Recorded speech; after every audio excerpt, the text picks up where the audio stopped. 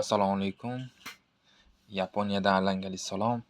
Bugungi o'tadigan darsimiz yaponcha rang nomlari. Qani bo'lmasam ketdi. Sariq kiro, qizil aka, ko'k ao, yashil midori, qora kuro, oq shiro, kulrang hayro, jigarrang chayro, pushti pinku, binafsha rang murasaki, oltin rang kin iro, kumush rang gin iro.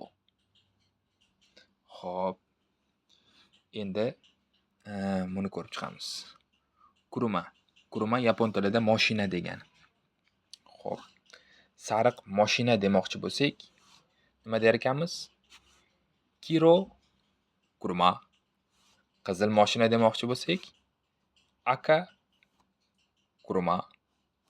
Ko'k mashina demoqchi bo'lsak, ao kuruma. Shunday qilib yaponcha mashina rangini aytishni o'rgansak bo'ladi va ranglarni ham aytishni o'rgansak bo'ladi. Ozgina hayajon bor. Xudo xolasa qo'llab-quvvatlab turinglar. Bundanda zo'r videolar chiqaraman. Oson, juda ham oson. Kelib turib Yaponiyaga kelib turib, prям gapirib ketadigan bo'lasizlar. Xudo xolasa sizlarga oson yapon tilini o'rgatishda davom etaman. Qani, ketdi.